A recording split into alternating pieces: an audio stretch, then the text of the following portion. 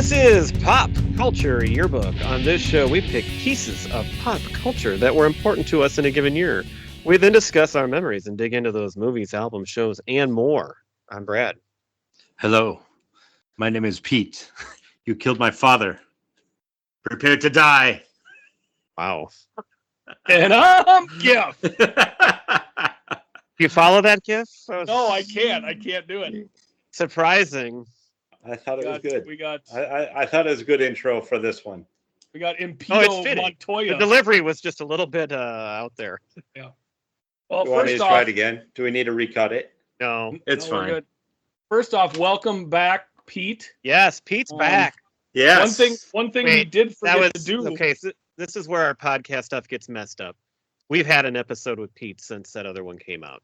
Oh, But we're that's recording them true. out of order. Scheduling. So we're sorry. Yeah. But we're still sorry. happy Pete's back. Through the Pete has made the it back magic again. of scheduling. Yes, I did Yes. not record last week because sadly we had to put our cat down after 13 wonderful years. Actually, Yes. about 11 with us, but Family affair. 13-year-old cat. Mhm. But it was time. Thank you for mentioning it. Yes. You brought it up. Yeah. Well, thank you for Well, your, that he was your gone. condolences and, Yes. and your support. Yes, we still support you. We did okay without you. You were discussed. Your memory was alive. I was disgusted. Mhm. all Oh. throughout. All right. Well, as Pete's wait. awkward, Are- wouldn't we have done that last week? If We didn't do it last week. Did you guys forget to? I leave you guys for 1 week, and you guys forgot to open Oh, the that's yearbook. right. We would have did that. That's right. Yeah, we did that We last did do week. that. Yeah. Jesus. Well, see, that's why I'm Again. all messed up because we're recording out of order. So in chronological time, in real world time, I'm off. But now I forgot. we We opened did. the yearbook too, Pete. What? Special- What are you opening the yearbook to? We're opening it to is it this? What page is it? I don't remember what we opened it. It's to. just a it's- special edition. Special Yes. edition. It's also yeah. kind of the 1987 because Pretty heavy. by chance, except for our landed. special at the end of the month, by chance, the next 3 weeks are all still going to cover another round of 1987. We didn't plan it that way, but it turns out that was a pretty great year, and that's how it's working out. Yeah. So to try to get this back on track and to something listenable, Pete's opening would have given away our topic for tonight, which we are very excited to share. It is The Princess Bride, which we have discussed many, many times throughout our lives. We've watched many, many times, and we haven't got to it yet on this show. And it's about time we do because, It's amazing. It's We got a lot. inconceivable. yeah, just in case you've never seen The Princess Bride, stop the show and go watch it right now, and you won't be disappointed. No. And then come back and listen again because it'll be even better after that. Or do listen both. to us Listen to first and this then go- episode. Yeah, watch it. Listen to us twice, and tell your friends. That would be great. I would But the turn the Princess- subtitles on to the movie and then have our podcast in your ear on some headphones. That would be the best way to do both at the same time. Princess Bride is a little bit of everything, and it's about a princess, well, who isn't a princess at first, but falls in love, and the guy has to leave, and she thinks he's dead, and she gets pulled into this wedding she doesn't want to do, and the guy comes back, and there's a cast of amazing characters throughout the movie, and it's got everything, and we'll get into all that in a little bit. It is often, written as a romantic comedy when people talk about great ones. I don't actually ever include it in that category because I think it covers just so much stuff. Right. But, it is obviously a romance. That is a big part of it. But we'll get to the genre in a little Mhm. bit. So we're going to cover this tonight with questions. If you have listened to our show and listened to our Die Hard special on Christmas last year, we covered that, another movie that we figure most people have seen and hopefully just want to hear, new stuff about. We covered that with 12 questions of Die Hard. We got a bunch of questions we're going to answer tonight to help keep us on track. The first question, I'm going to throw it to Pete. Why is this movie so great? Why is this one of the greatest movies of all time? You kind of touched on it a little bit, how it covers so many different genres. And I think this one, it's obviously a comedy. For me, it's a comedy first, which is one of the questions you had later. So maybe I shouldn't give that away. But it's a comedy first. But what it does is that it toes the line. Usually a movie like this can go too far and they get to be a little campy. There's a lot of really, really great comedies like Spaceballs. It's great, but it's just over the top and campy. This one doesn't do that. I think there's a couple of moments that are maybe like that, but it's just perfect. And it's also actually a really good storyline and a good plot and everything to it. And as you said, it does cover it covers the entire spectrum. You want comedy, you want adventure, you want fantasy, you want romance, even a little bit of drama, adventure. Did I say adventure twice? I think so. No, I might have said action and adventure, but still the same thing. It's really all of those things and more. And I think I think it nails it really, really, really well. And there's so many just memorable scenes, quotable lines, all of the great elements that you love about a great comedy like this. Fred, why do you think it's so great? It was your number one, just like mine. It's why we got here tonight. Well, first off, I mean, it is a movie about true love, correct? True love. Yes. Or to blave, one or the other. But here's the thing. It's about love. And I'm with Pete again. I'm jumping ahead a little bit. I take this as a comedy. It's the reason I keep coming back to it time and time again, because it does tickle my funny bone so much. The cast is absolutely excellent. And it's got so much heart to it, because even the relationship between the grandfather and the grandson at the beginning, is just such a touching moment. And even within the movie, between the characters, there's so many tender moments that are wonderful. And you've got, just like Grandpa says, there's sports, there's fencing, and there's adventure, and, sword play, and monsters, and it's just got everything in there. But I think what the core of it that all brings it together is the heart, and it's just such a sweet movie, and it's wonderful. And like Pete said, that tons of lines, so quotable, and it's something for everybody, whether a different age or a different preferences for movie types. So I think it hits a lot of bases. That's actually another thing I forgot to mention, is that it's another reason it's so great is because it is for everybody. It's a family movie. You can watch it. There's no real dirty jokes or anything like that. And my kids love it.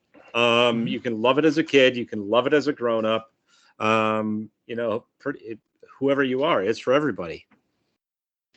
You brought up Spaceballs and like that, so that's a spoof, and this is a movie that sometimes I guess maybe included in like spoof type movies, because it's kind of like Shrek, where Shrek makes fun of fairy tales, but it does it in a way that it's still its own fairy tale, and it's brilliantly written, and everybody loves Shrek. This is kind of like a live action version almost of Shrek that came 20 years before that. It's not campy, it's satirical, but in a smart way. It's not dumb. And so it doesn't, like, people that don't like that kind of movie, like, it's not going to lose them. Right. I think it's the perfect movie. It's a 10 out of 10. It has zero flaws. It has everything, just like Peter Falk says. You guys have already said everything, basically, but all ages can watch it and love it. I remember, well, we'll get to this in a second. The quotes are amazing. I mean, how many things are there in here that you say? The characters are all so unique and different. Like, they don't fit into, especially like with a romantic comedy or whatever, they don't fit into your usual tropes, the characters that you see all the time. They're completely different. And it's rewatchable to the highest degree. Like we're going to get our next question we're going to get into that. But like, a lot of movies are great to watch once or twice, but this one, I could really watch it. I will never, ever get sick of it. And it does have 96% on Rotten Tomatoes by critics and 94% by audiences. And I just can't even believe it's that low. I can't believe audiences give it 94. It's unacceptable, and I don't get it that there could be that many people that aren't positive on it.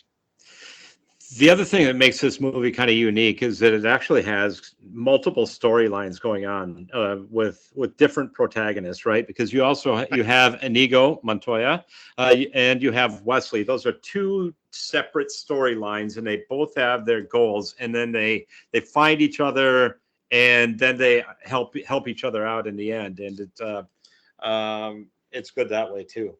And kind of multiple villains too. It's like one of the questions you have that we're going to get into: who's the biggest jerk in the movie? Who's the biggest or the worst villain? Something like that. But yeah, go on. So speaking of rewatchable, our next pre-question, we have 3 questions before we get into the movie. How many times do you think you've seen this movie? Gifford, we'll start with you this time. Any guess? Did you add it up? Man, well, first off, let me start by saying, when we do this, I can never remember the first time I saw a movie. This movie I can. And one of the reasons is I didn't see it until 1995 is my guess. I was in college. My roommate, who I was living with at the time in Morris, he had it on on a cassette or VHS tape, as we like to say.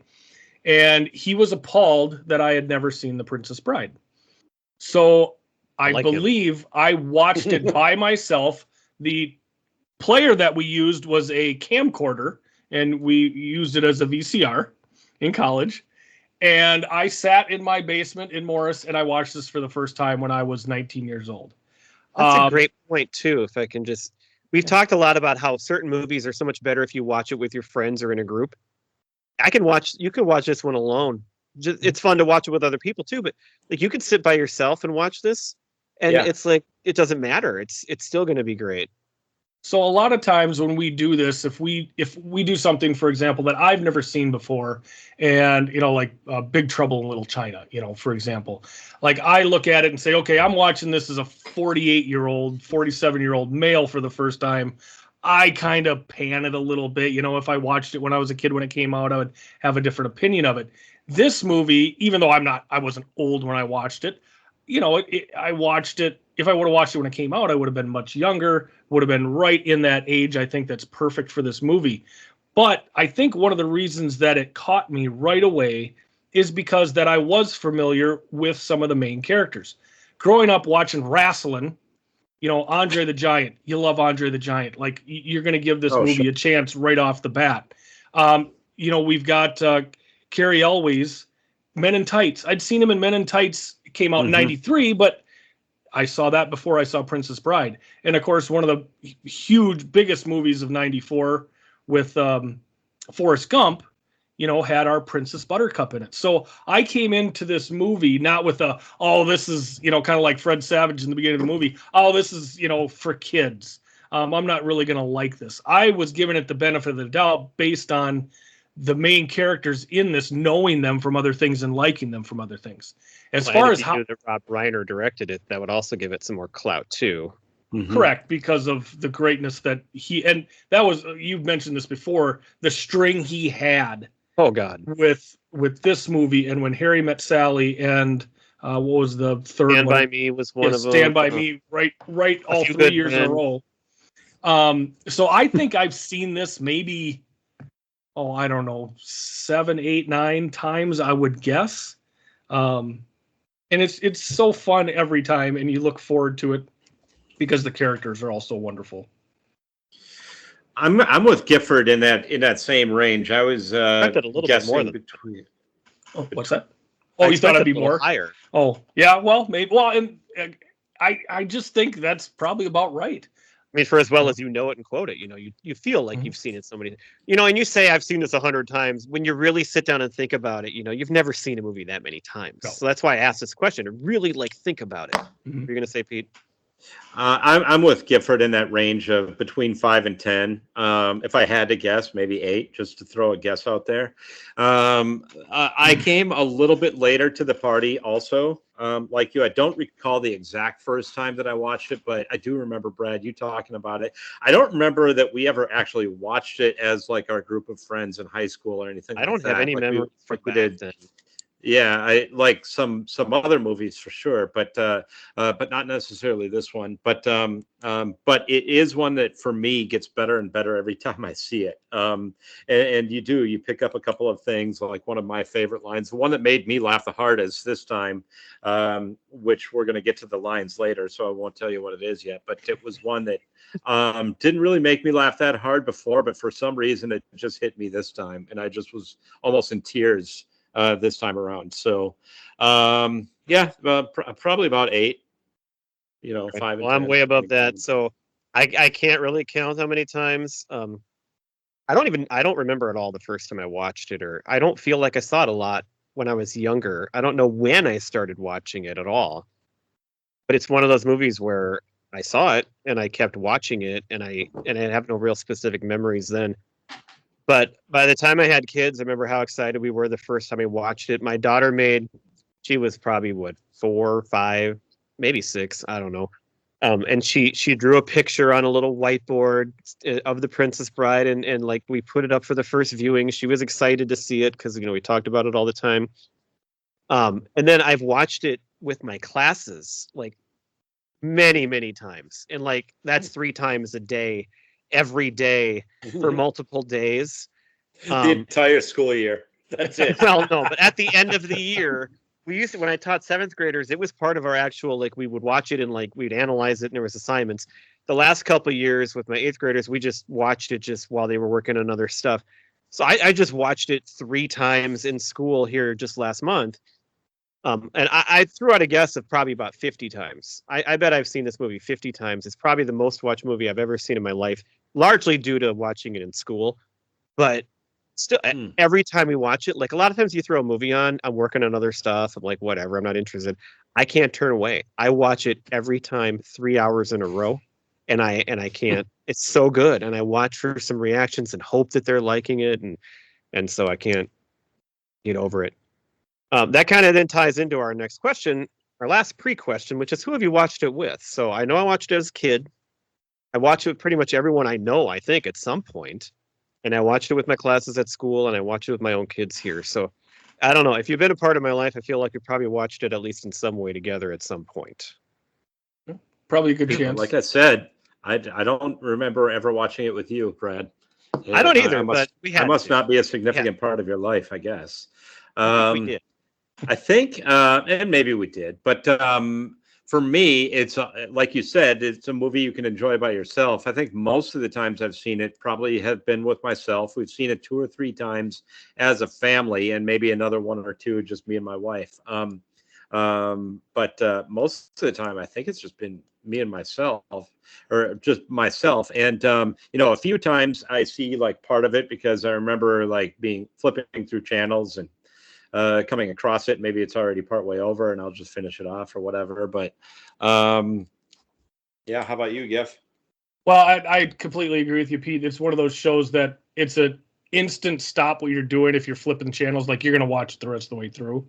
So there's been, I don't know how many times I've watched it partially. I would say the person I've seen it with the most is my wife. I believe we sat and watched it with Sam one time. Paul, he never sits still in front of television. I did ask him if he'd seen it before, because Courtney watched some of it with me this time. He said he watched it in 7th grade in school. But I'm also with Pete again. I would say the majority of times is just hanging out on the couch and you're flipping through and it's on, so you just watch it the rest of the way through. Usually, by myself. Okay, well, we can get into the movie itself now with our questions that all relate to the movie. I'm so glad you brought up watching it by yourself, though, because I hadn't even really thought of that, but that's part of what makes it great, and that just adds a little more to it here, that you don't need to be in a group, and you can still enjoy it. So the first question is, and you guys have already kind of hit on it, so I think I know your answers, but what is your favorite genre element? This movie has action, it has adventure, it has comedy, it has romance, it has fantasy, it has drama, and I'm sure you could name a couple more too. So, and I feel like the thing is they're all kind of equally like placed in there. So what is your favorite genre element? What makes you love it so much? I think you both said comedy, but if you want to expand on that. I would say it has to be comedy first, so you almost have to throw that out because it is a comedy first and foremost, and like Gifford said, that's what keeps you coming back to it. And every scene just has something that is different and unique and funny. But if I had to throw that out, probably action slash adventure. That's the genre it is for me second, because it is almost like a Pirates of the Caribbean is another one that I think of that could be similar when you take the comedy part out. But that's just what makes it most fun, and how it does spoof on some of those other adventure movies.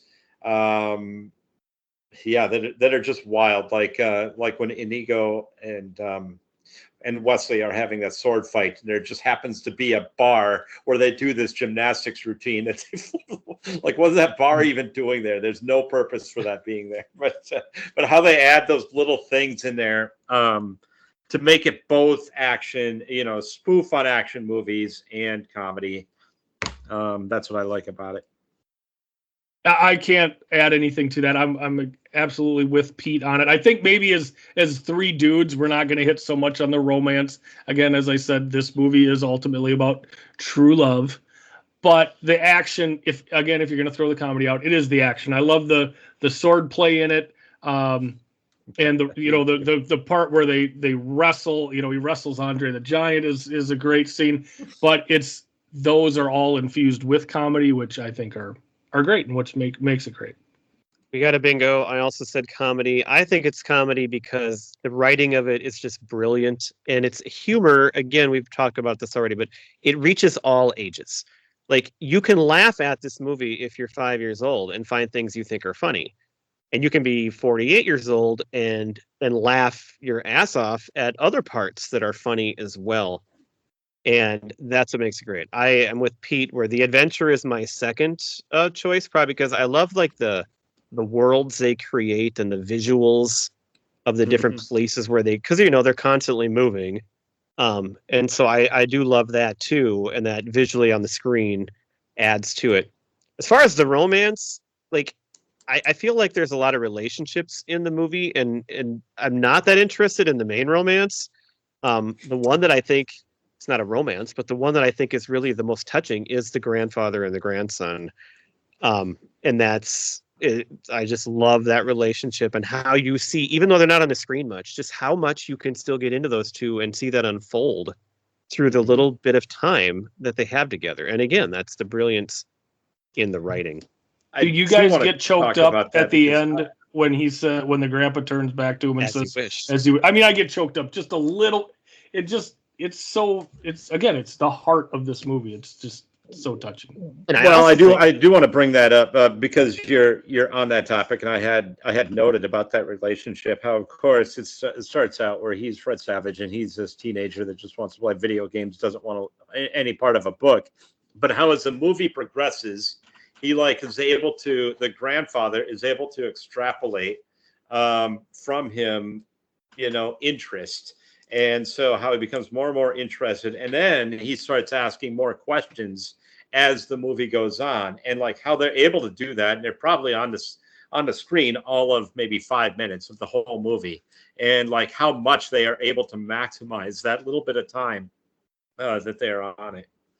So I think the other relationship that stands out that you might not think of right away is Inigo and Fezzik.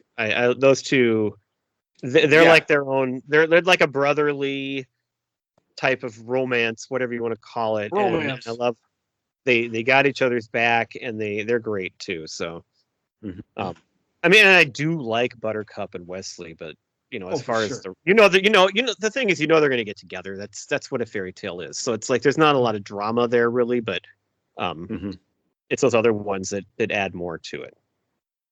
All right, so nobody said fantasy was your favorite genre, but this has a lot of fantasy elements, a lot of things that aren't really true. We have the ROUSs. We have the lightning sand. We have the fact that Wesley is basically dead. He's only mostly dead. We have the shrieking eels. There's other things. Maybe you thought of some other ones.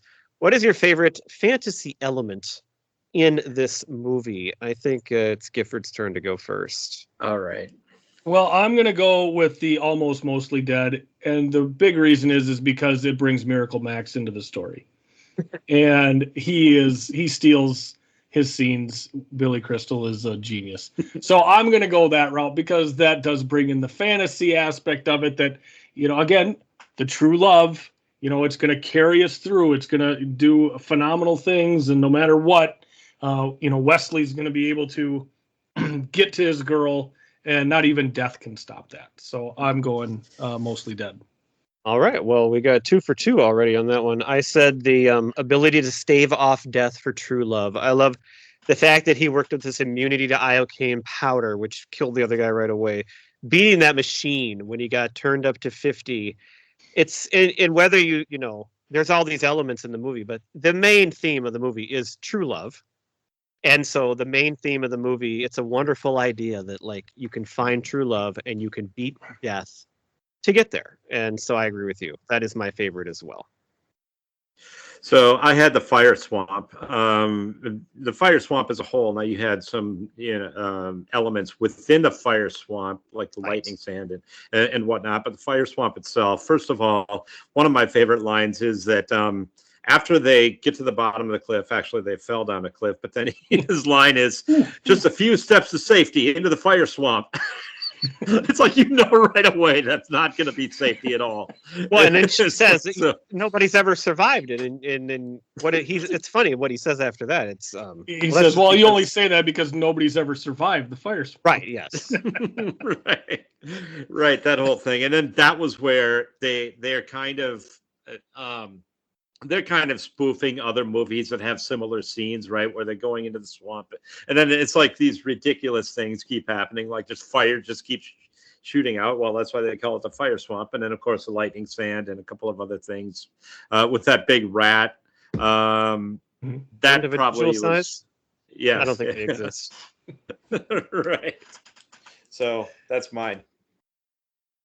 All right, we have our characters grouped into 3 groups here. We're going to start with we probably should have done this backwards, but we're going to start with the major characters. And I listed the major characters as Wesley, Buttercup, Inigo, and Fezzik. They're the most integral to the whole story. They go together. They're in, I think, probably the most of the movie. So we have 2 questions here. Who is your favorite character of those 4? And then we're also going to discuss and try to break this up so we don't just quote lines all the time. What are your favorite lines by one of these characters? I think it's my turn to go first here. Okay. It's a tough choice for me to pick between Inigo and Fezzik. I could go with either one. I am going to pick Inigo Montoya for the emotion that he carries. I think it sets him a little bit above that whole thing about him just trying to avenge his father and how serious he is. You really get wrapped up in that, and we'll get to the scene where he kills the guy at the end because forget about it. But also, if you go back a few episodes, well, it's probably a year ago or so, but we drafted our favorite one-time characters in movies, and he was my number 1 choice, and I thought he sealed the draft for me right off the bat there. So I got to pick him. He's my favorite character. I actually would put our 2 main ones, Wesley and Buttercup, 3rd and 4th. But he's my pick. We'll do lines after this. Pete, who's your favorite character? I also had Inigo Montoya, just because I think every scene that he is in and every time he's speaking, he's just so engaging, and it's like something about his facial expressions and the way he's looking at the character, just his eyes, and he has so much passion for what he is trying to do. I think he's the most passionate character in this one because he is the whole thing. He's avenging his father's death, and that's his storyline, and he will not back down. And he's also very funny. As an actor, I cannot believe, I don't know if you've ever watched Homeland, but you can't even imagine that it's the same person. And what's his name? I forget his name. Mandy Patinkin. Yes. And so I just thought he is a tremendous actor, first of all. And this character itself is just amazing. You happen to have 6 fingers on your left hand? You always have conversations this way? Yeah, that's Gifford, do you like him the best too? Well, can I just add to Mandy Patinkin a little bit? So again, because I didn't see this when it came out, there was a show that came out on ABC or CBS, a doctor show in the same vein as ER. I think it came out at the same time. And Mandy, I think it was called Chicago Hope. And Yeah, Mandy I don't remember which, Patinkin, but I know he was on a show like that for a long time. yeah. So I was watching this movie for the first time, going, "Really? That's the same guy." Yeah, well, Like, some of these this guys was- you don't recognize, like Christopher Guest too. Like you don't Mhm. really even notice that's him when you think about some of the other stuff. You probably, I mean, I don't anyway. So Well, Yeah, Mandy for sure. Patinkin, he 'Cause he's just a- looks like so much bigger now. I mean, Yep. in like Homeland, he just looks like, yeah, I mean, he's bigger. Like we Yep. all gain weight when we get older, but it's not even that. It's just that he's me too, man. But it's not even that. It's just like he just looks like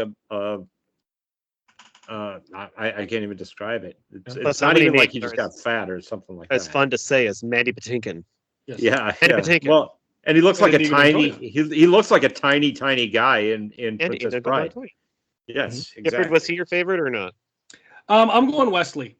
Okay. If Matt All right. Damon Yes. can make an entire career out of being the golden boy and everybody loves him for it, that's what Wesley is. He's smarter than Vicini.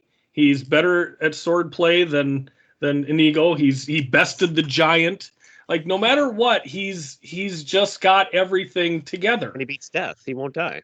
Yeah, so He's the Dread Pirate Roberts. you're right. No matter what situation he's in, he's fully confident in his abilities to get himself through it.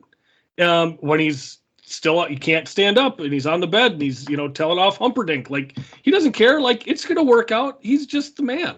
So I'm not going to argue that Inigo is an awesome character. All four of these are great characters. I would say Buttercup the least of the four. Yeah, it's But- kind of unfortunate that the name of the movie, she really does have the lamest part in the whole movie. It's She's the not. smallest. Yeah. I mean, women are not given the greatest roles in this movie. That's probably we'll get to later if there's anything you don't like about it. But that's Right. that's one thing that you might think. But I just love. I think he's great, and no matter what, he's up to the challenge. So he's my guy for this main character. All right, I do have so a now we're point that I gonna wanna talk- make. Yeah, my next point sort of transitions into the next topic. That's why I cut you off there, Brad. But the one thing I will say about Wesley is that yes, he's very intelligent and everything. What I didn't get is why didn't he just tell her that this is who he was? He's behind the mask the whole time. Yes, I think there's an answer to that. It's Mhm. he's so upset that she was marrying. He truly believes that she wants to marry this guy, and so Okay. he feels like she turned on him. Right. I mean, because I agree. Like, why wouldn't he just tell her? And he treats her pretty shitty, actually. But Right. it's he actually is that hurt by it that he needs her to like prove it before he can accept it.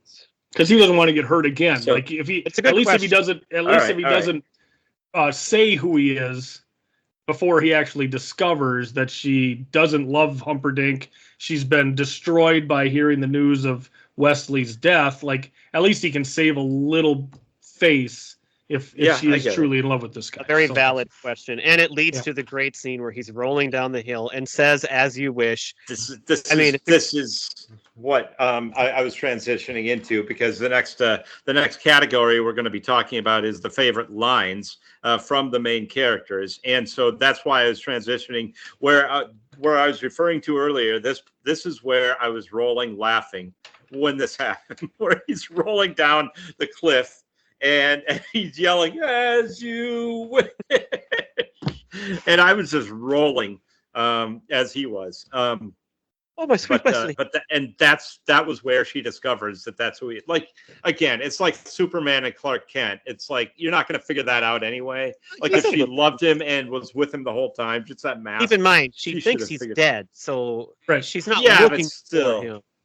Yeah, but still, I don't know. But All right, so I got about 8 quotes here. We can just go round robin quick. My favorite quote by any of these characters is easy. It's at the end. It's Inigo when he stabs Count Rugen and he says, "I want my father back, you son of a bitch."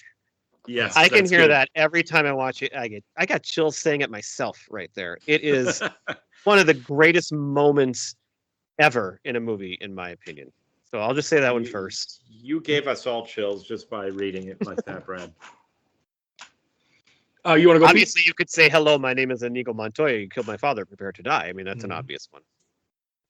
We already had we already actually mentioned the best ones that I had written down. About do you happen to have 6 fingers in your right hand?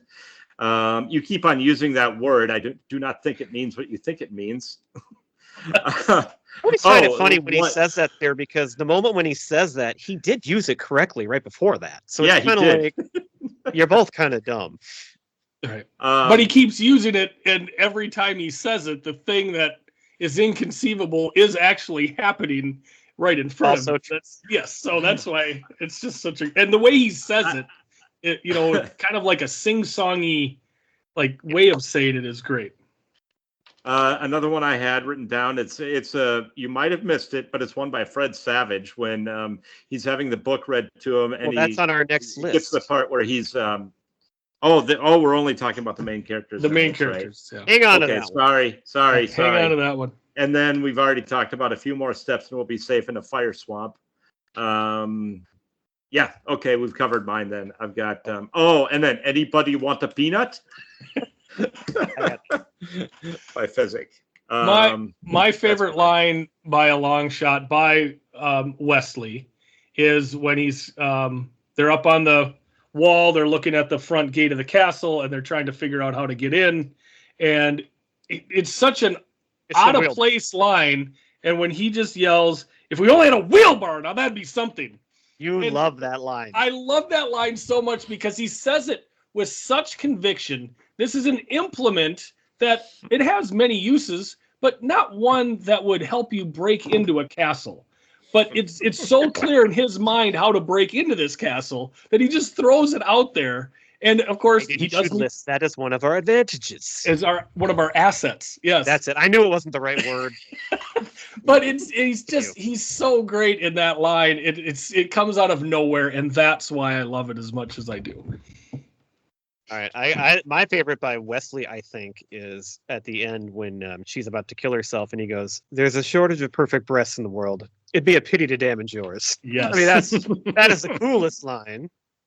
So actually, go ahead. The line I've realized that I use it every day myself. One of my favorite lines. It's one of the most random. You don't even think about it. But when Humperdinck comes in and says, "I think you're bluffing," and he goes, "It's possible. Pig." I can't say the word possible without adding in my head pig every single time I say it. Possible pig. Well, and like this first scene with Inigo and Wesley, when they're talking about Inigo's basically laying down his story, and while he's letting Wesley rest, and then they get up and they're going to fight. And they're so cordial to one another, and Inigo. When we do our between characters. Well, that's true, but I have a different one. Okay. But just when he says, you seem like a nice fellow, I hate to kill you, and Wesley comes back with, "Well, you seem like a nice fellow, I hate to die." I hate to die. That's my favorite one. For a later category, that's my number one quote right there. Sure. A couple more I had. I love when he doesn't kill Fezzik, but when he's passed out, he says, "Rest well and dream of large women." Yes. The way Inigo delivers this one. Where is this Rugen now? So I'm gonna kill him. He sounds like El Guapo when he says that. And I got 3 by Fezzik. I didn't mean to jog him so hard. Love that. Jog his memory. And then I love when they're going into the castle. Inigo, I hope we win. Right. And then my favorite one in bold is at the very end, if we ever find the lady. Hello, lady. Lady. The other one I have for Inigo is when the Dread Pirate is coming up the sheer face of the wall. He's lost the rope. He's got to free climb it. And he just walks over, looks over the cliff down at him. He goes, "Hello there. Slow going?" It's harder than it looks. Of course it's slow going. The guy's hanging on by his fingertips. Like, it's just, he says it's so cheery. Like, he's that just may actually be, of all the fantasy stuff, that may be the most unbelievable thing that happens in the movie, is him somehow being like 10 feet away from the wall hanging and then able to, it's kind of like Bruce Willis in Die Hard. There's no way he could catch that vent. Yeah, None. right. Exactly. Oh, All right, our next category then is the minor characters. And in this one, we have I love his name, is the impressive clergyman. We have the grandson and the grandfather, who we've already mentioned a little bit. And then we have Valerie and Miracle Max. So we have some more to come. We're getting to another category, but these are our minor characters in the movie. And I think, Pete, you go first. Who's your favorite character on this list? The grandfather, and we already kind of alluded to my reasoning on it, where he just sort of is, as the movie goes on, he's able to extrapolate the kid's desire to learn and pay attention to the book. I just thought the role was played absolutely perfectly. Peter Falk, right? Yep. Yeah. And yeah, he just nailed it. And again, he just maximized the little time that he had on the screen very well, along with, of course, the grandson, because they did interplay off of each other, which Fred Savage always did so well. But yeah, that interaction was my favorite of the minor characters. I'm going to go next because I think Gifford might have a different choice. I also picked the grandfather. The comments that he makes in his limited time and the patience he has with the grandson, I love that. Like, he could be so annoyed by Fred Savage, and he just keeps going. He doesn't care. And what it does is it adds this wonderful through line to the movie. The way he loves the book so much also allows the audience, to get into it more. Like, we're playing the Fred Savage part, and I love that. And you can tell how much he cares about the grandson. And like when he looks nervous and he says, "Well, maybe I won't read this part," and like and Fred Savage was right there. I said, just like you, Pete. At first I don't like him much. I think he's kind of like just whatever, but he grows throughout the movie, and at the end when he's all into it, I love him too, and I just love their relationship. So I'm not sure if Gifford has a different choice, but that's mine. Oh, that is an excellent choice. And one of my favorite things about the grandfather is at the end when he's getting up to leave, and he's just, how many times does he say okay? Oh God, I love that. Yes, I got that coming. Okay. All right. And it's so real because it's like we do, the old guys, we all do that. We're getting to that age. But I almost look at it as a stalling technique by him just to spend a few more seconds in that room with his grandson. Yeah, like he probably doesn't want to let him collect what's going on. Yeah. Well, yeah, and he doesn't want to go home at that point. I mentioned it before. Miracle Max. That's what Billy Crystal is so wonderful, and his witch of a wife is so wonderful. Carol Kane is she's so good. She's amazing. So yeah, I think for me it's Miracle Max. I love that he's just one of those gems that you just get a little piece of towards the end, like 2/3 of the way through the movie. All of a sudden, whoop, here's Billy Crystal playing just an awesome role just for 5 minutes, and he's wonderful in it. So that's my pick. All right, so now we're going to discuss our favorite lines by these characters. So, Pete, you were going to give one away earlier. It's a Fred Savage one, but you might not have even picked up on it. But it's when he's reading it, and Wesley gets murdered by pirates, and he goes, "Ooh, murdered by pirates is good." Sounds like a line from The Simpsons. That's like something Bart would say. Exactly. So that was my favorite line from a minor character, I guess. My favorite line by him is when he gets all worked up and he says, and the grandpa says Wesley's dead, and he just goes, "Jesus, Grandpa, what'd you read me this thing for?" That's when I really start to like Fred Savage, because it's like that. I love the way he delivers that line, and he's so worked up and into it. I think that's great. Mine is from Miracle Max, and it's the exchange with Fezzik where he goes, "Get out of here, I'll call the Brute Squad." Fezzik come back with, "I'm on the Brute Squad." Miracle Max looks at him and just goes, "You are the Brute Squad." I got that one done too. You are the Brute Squad. I mean, come on. That is such a great line. I also love the grandfather. There was a moment, and it's not even on screen. Their voices are on screen, but it's still the movie going on. And Fred Savage says something like, "See, I told you," and he just goes, "Yeah, you're very smart. Shut up." Gifford, you mentioned earlier, "to blame." Yes. I love that. That's great. And that's a word that was made up. Yeah, like that's not a word. So it was made up by Billy Crystal in the movie. So My favorite line by Valerie is when after they're giving him the pill, and he says, and he shouldn't go in swimming after for at least a good hour. A good hour. Good hour. My favorite was when he was talking about first off when Wesley's on the table and he picks up his hand and drops it, and he just looks at the other two, and goes, "I've seen worse." Did any of you write down one of the lines by the impressive clergyman? I mean, my favorite is man and wife. Yeah.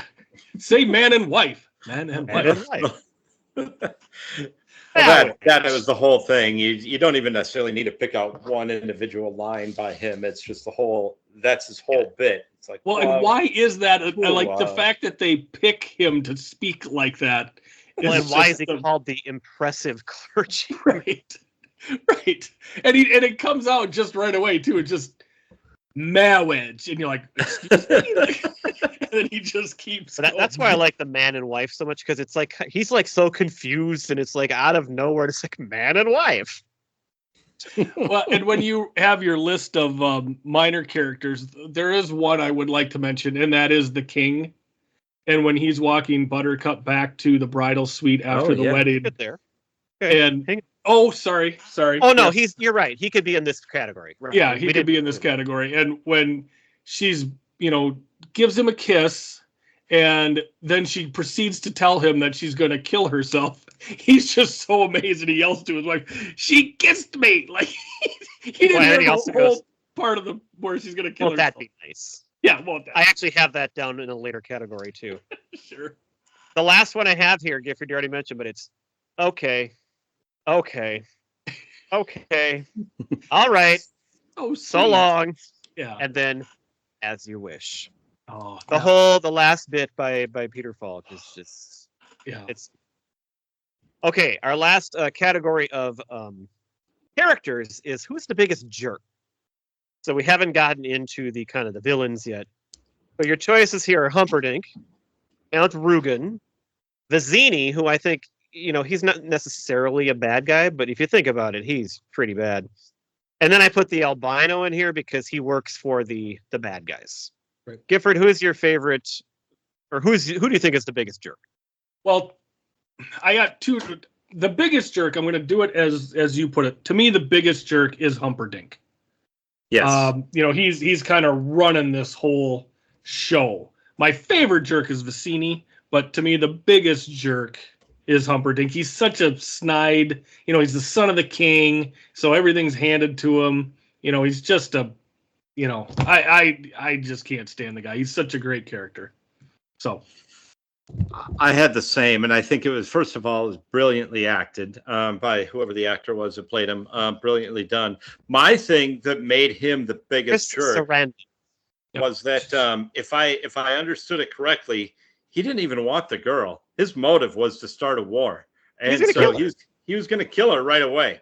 And so it's like usually in these movies, it's the girl that is the motive for the bad guy in a movie like this, but that he was just going to kill her right away anyway. So, and then of course all of the stuff that he did to trick her, and you knew he was lying.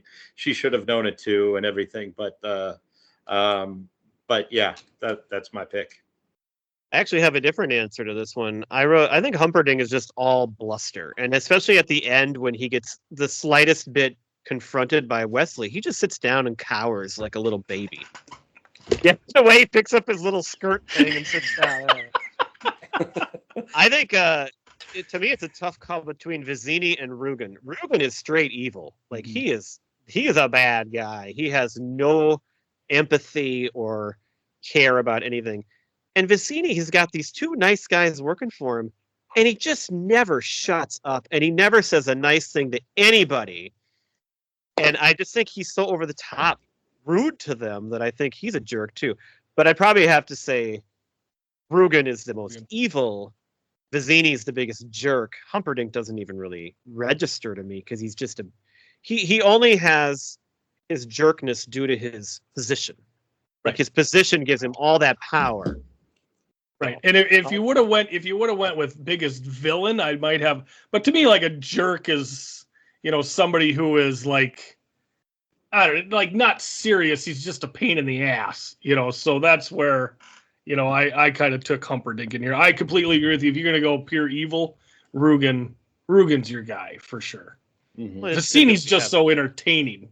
So, different ways to look at it there. yeah, for sure. Okay, I have fewer quotes here, but what are your favorite or most memorable quotes from these characters? I'll go first. I'm waiting. Oh, I- right. Vizzini. Yes. Yes, Vizzini. Yeah. He's on the boat there. And then his other one is, ever heard of Plato, Aristotle, Socrates? Morons. Yeah. And then I have for Humperdinck, Tyrone, you know how much I love watching you work, but I've got my country's 500th anniversary to plan, my wedding to arrange, my wife to murder, and Gilda to frame for it. I'm swamped. Yes. Yeah. That's good stuff. Mine for Humperdinck was iocane powder. I'd bet my life on it. I think that's just such a wonderful line. And then the other one from him was once he realizes that Wesley has no strength, he goes, I knew he was bluffing. Like he's such a He's has to already know tied now. up. And Yeah, he's just- already tied up. And like So pathetic. he's completely impotent at that point, but he still has to throw that out there. Like I knew better. Such a douche. Got any, Pete? I did like the albino as a character, and the whole thing with the machine, where he's just like, you survived the fire swamp, so you must be very brave, but no one withstands the machine. And the whole thing about how it sucks a year out of your life when you're in it, it's like doesn't even make any sense. But How did they that go- whole thing in the pit of despair was good. Yeah. Because the thing about the albino was that he just looked like a goofball, he looked like a comedy the sort of character. He didn't look scary or anything like that. Right. Oh, and when he It first just made starts you laugh when he talking, was on. his voice is so gruff. It's like, oh, this is Yeah. like an Igor type person, and he like clears his throat and just talks normal. I think that's Right, such yeah. a great little touch.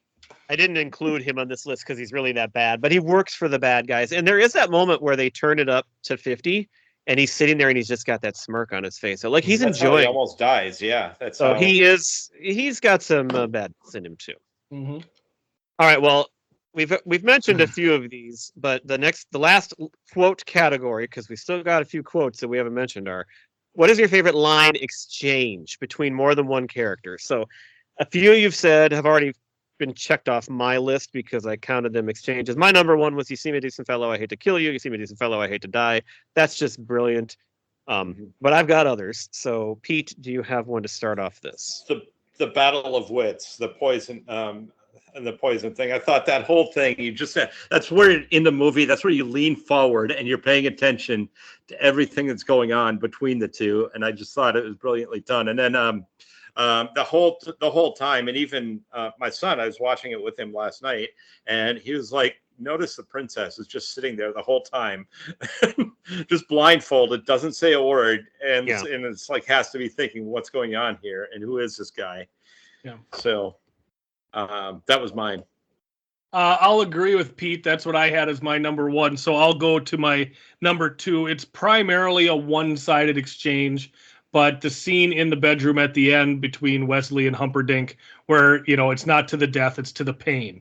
And he has all these things, then Humperdinck will interject, yes, I get it. Then my nose, then my ears. And, that exchange. Oh, you'll keep them, and I'll tell you why. Right. So, I mean, it's mostly Wesley talking in that exchange, but I think it's just it's such a great climactic, end scene. So I'm going to turn it over to Brad so he can get to his favorite.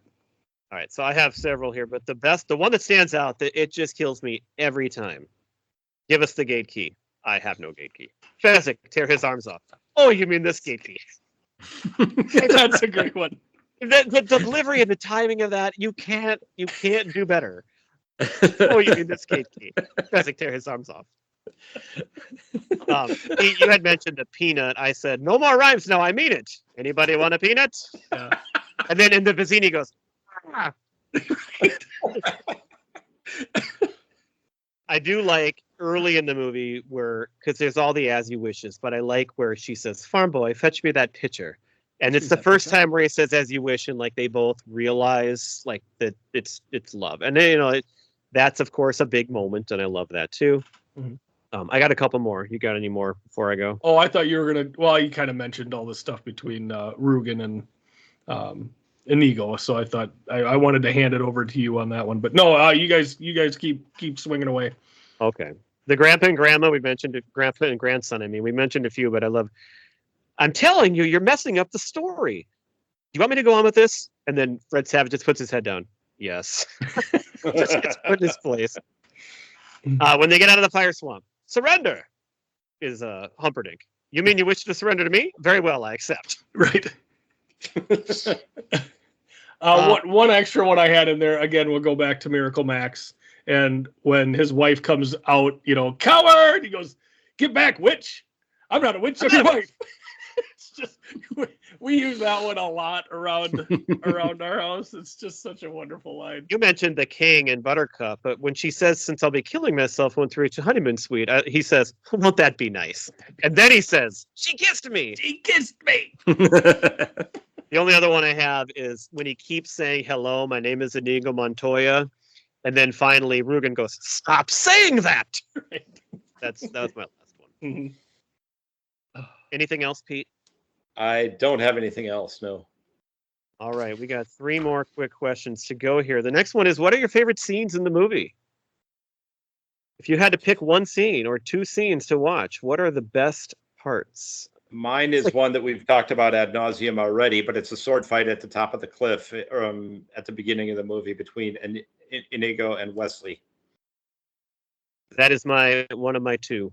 Is the Cliffs of Insanity, the whole part there, but then the sword fight particularly, and the dialogue, the witty dialogue back and forth during the whole thing. For me, that's what sets the tone for the movie. And if you're somebody that's never seen a movie before, that's where you're like, okay, I see what I'm getting myself into here with this. And it's great, character development between the two.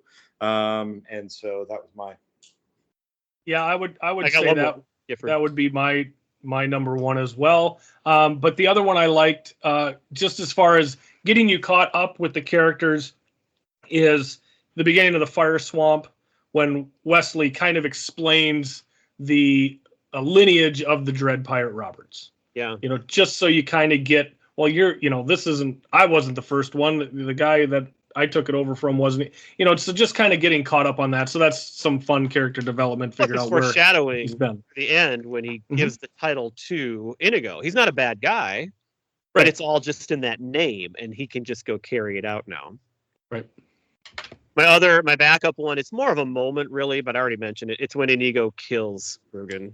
Mm-hmm. I mean, that scene, and it is the whole scene, because it's when he's trying to knock that door down and he yells for Fezzik, he's getting away, and he's waiting for him, and he's like crying for him to come knock the door down, and the way he's chasing him, that whole scene is just amazing. And when you get to the moment where he stabs him and gives that line, it's like, it's just this rush of energy. It's so great. Right.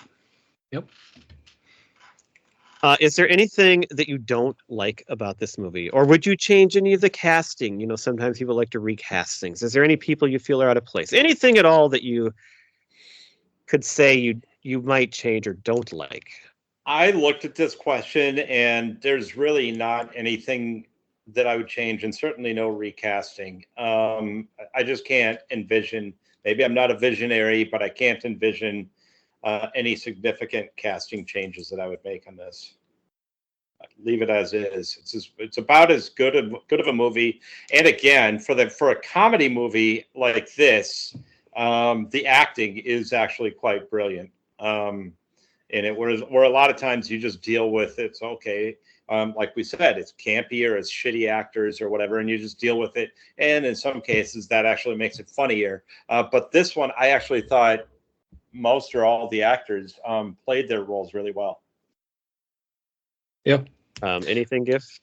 Well, so I'm gonna basically copy Cary Elwes when there was rumors of a remake of this movie, and his line to that was, "There's a shortage of perfect movies in this world.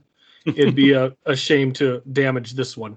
No, perfect response. I really honestly I thought about this hard, and I'm like, I can't think of one person. I don't want to touch this movie.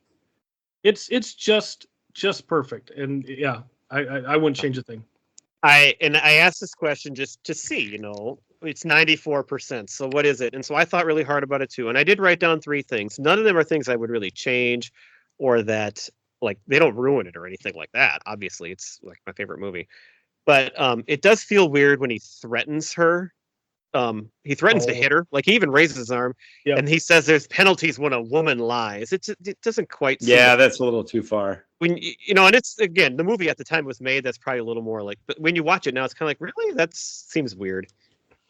She bugs me when he's fighting the RUS and she just stands there and does nothing. It's like, can you try to help? She whacked him with the log. Eventually, she took a good swing at the thing. Yeah. I don't know. It's a small minor thing, but when I'm watching, I'm like, how are you not doing something? And then the last one was, and this is more of just a question. At the end of the movie, when he says, "You're not really married," how does he know that the guy only said man and wife? Because they weren't in the castle yet at that point. So that was just a question I had. Like how, I mean, he is so smart. He knows everything, but how does he know that? Oh, yeah. It didn't happen. I thought of that the other night when I was watching it too, but I'm going to let that one slide. So those are very minor things. Minor things, yes. No recast.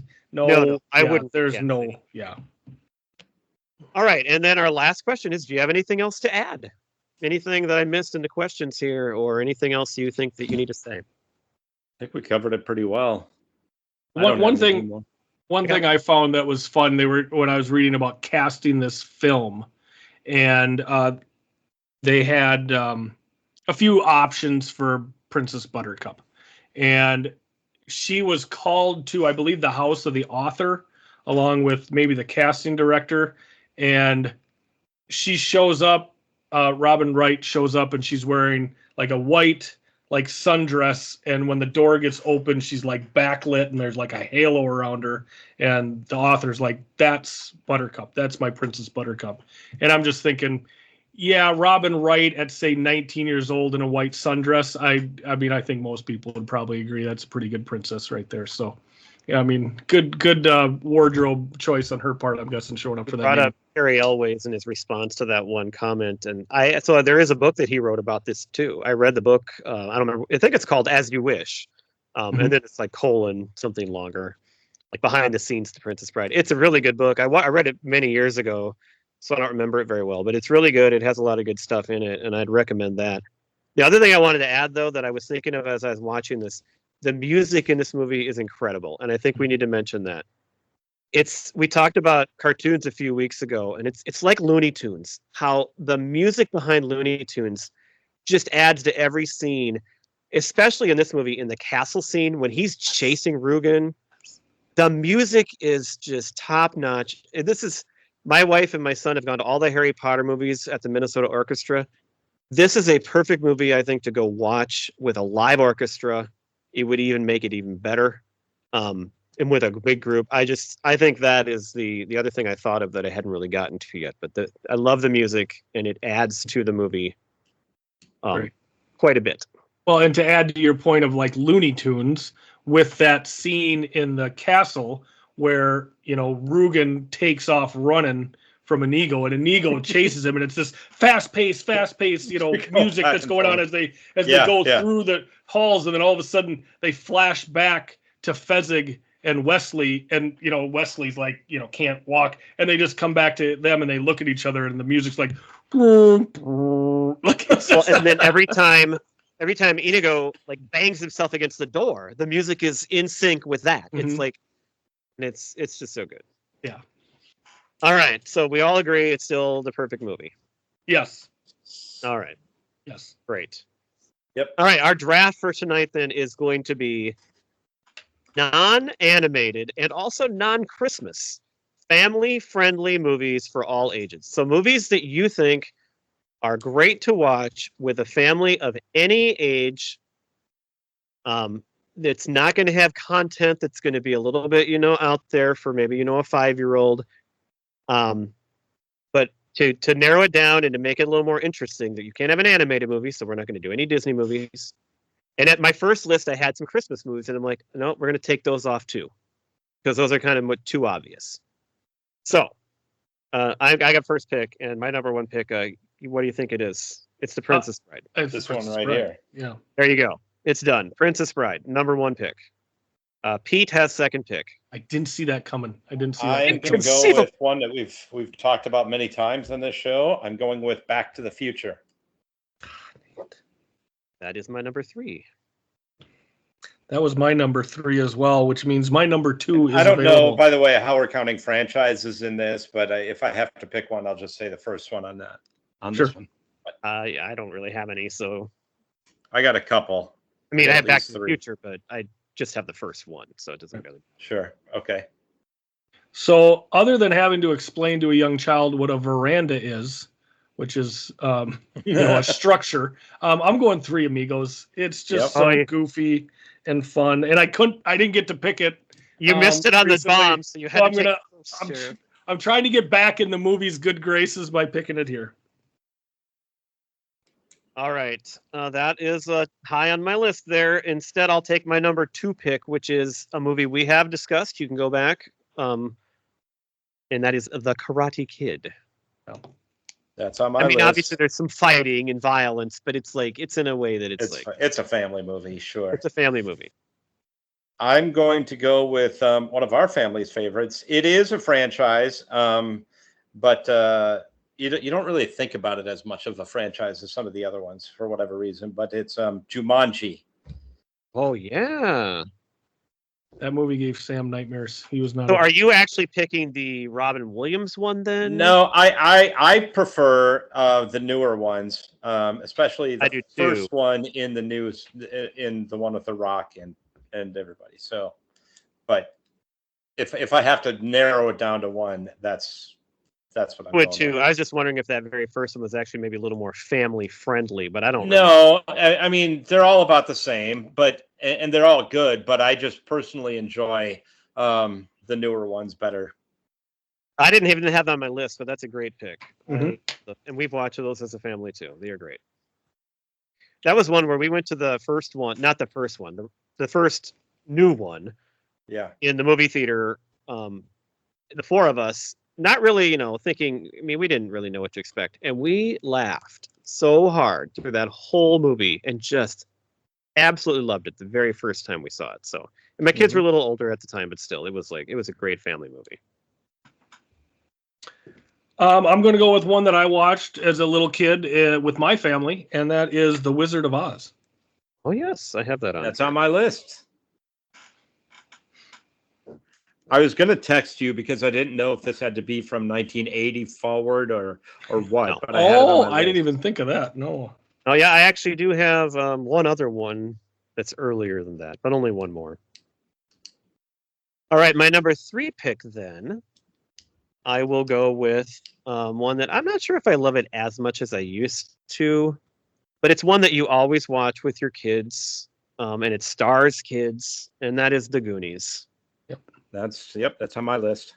Felt like the last time I watched it, I was kind of like, yeah, it's good, but it's still it's like one of those movies you're always going to watch, and it's great. All right, Brad. I think you're gonna like my next pick. Big. Damn it. Yeah. That was actually, I was going to take that with my 4th pick. Because I I actually knew had it. it a little Mhm. lower. Now, with that one, you do have the scene where you might have to, he touches her boob, and they're It's going a to have family sex. movie. Well, and he's a I know, 12-year-old. but go you know, with have it. Hey, it's on sex my and- list too. I agree, but that one scene, is a little touch and go. Yep. Yeah. A lot of touching. No pun intended. And then she goes. Um, Heyo. Yep.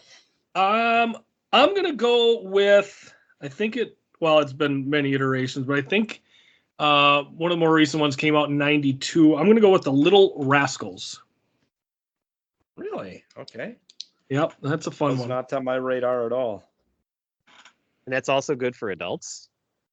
Yeah, I mean, I like watching with my kids when mostly I haven't really ever seen it, so I Oh. didn't know if it was more of a kid movie than a family, and you entertained, that's the key here. well, and again, it's like the remake. So like I remembered watching like the black and white. I think it was Little Rascals. So like I enjoyed watching it as an adult, kind of a rewatch.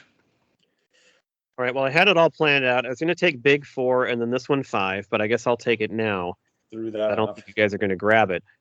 My next one also stars a bunch of kids, and it is maybe a little more under the radar because it's not quite as old as some of the other ones we're listing. School of Rock Good with pick. Jack Black, and that's another one I've watched in school many times. That movie it's so good. It's so funny, and again, it reaches all ages. Yep.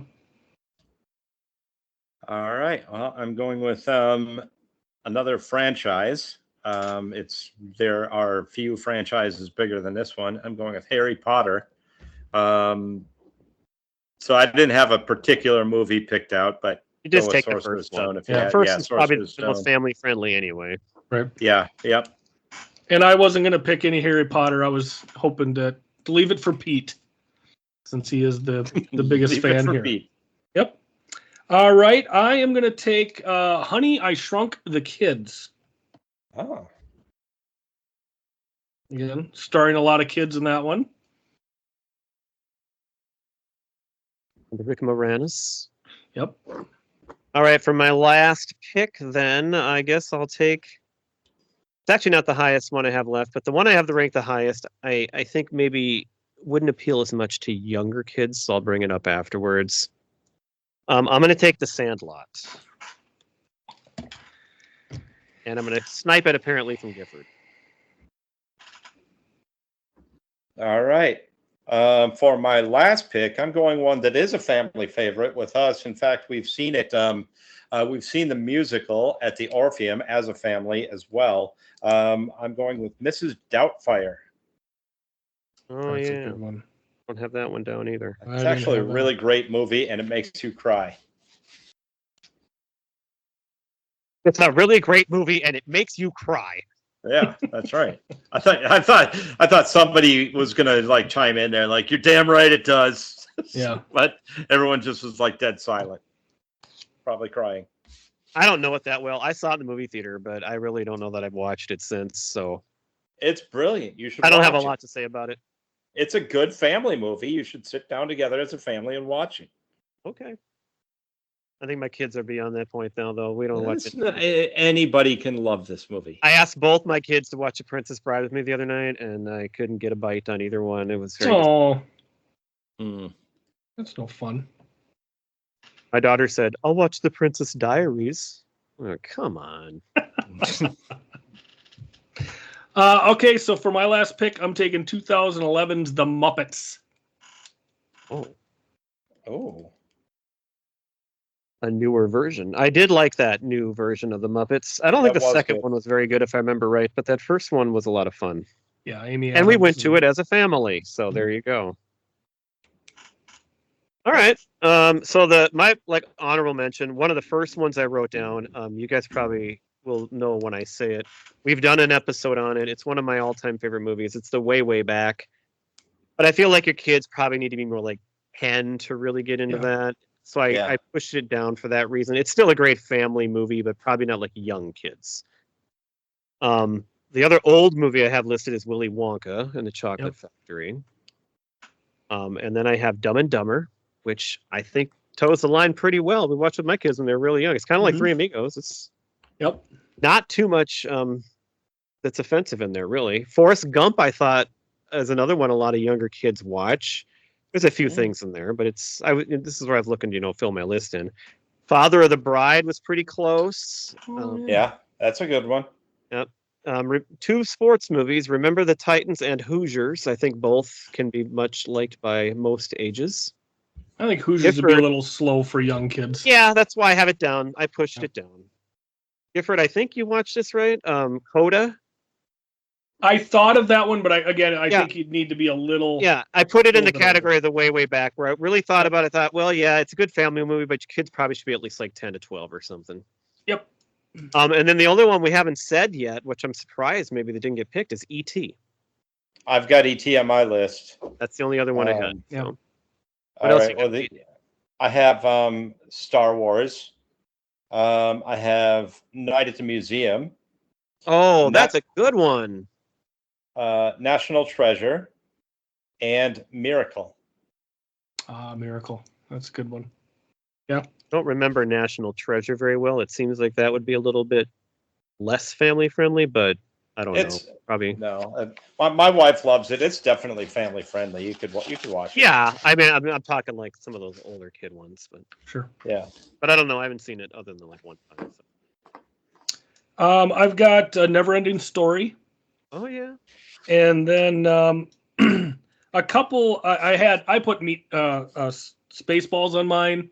Again, kind of just to fill out a little bit if I needed it, but like you say, you need to be a little bit older, I think. And there is some swearing in there, so Yeah, there's a few. So we talked about that. maybe teenage. Yeah. I thought of it right away, but then I thought, yeah, little kids, probably not so much. Probably not. Plus, But they're probably not going to get the Star Wars. They're not going to really get it. Sure. But if I could send my kids over to Pete to watch Star Wars, and then come back to my place and There you go. we'll watch Spaceballs. And then last two I had on my list, a couple musicals on here with Annie and Mary Poppins. Oh, nice. Oh, yeah, we went to the new Mary Poppins with Emily Blunt. I like that a lot. That was I like pretty her good. things. Yeah. Yeah. That's funny. We were just talking about that earlier. My family and I were talking about Emily Blunt and Mary Poppins. Gifford, Anyway. what do you got planned for us next week? So next week we are going to stay in the year of 1987 again, by chance, and we are going to cover a music. We have got Faith by George Michael. We'll be covering front to back for your entertainment, and just a wonderful Family-friendly song on it. not as much family friendly on this next one coming up. But Why am I totally blanking on the name of the song? Sex. I want your thank you. There you go. It's funny because my know- son and I were in Culver's when he was like 5 or 6 years old, and that song was playing on like the speaker, and I remember that because I'm like, wow, interesting choice of Wow. music here. I'm in Culver's with my kid. Wow, yeah, no kidding. Come on. All right. Hey, Gifford, is there a particular band that you'd like to listen to right now? I would like to listen to Preacher Row. As you wish. Oh, I didn't know where he was going. Really well done, Pete. That was Thank you. nicely done. Goodbye. Thank you. All right. See Bye. you guys. Thanks for listening.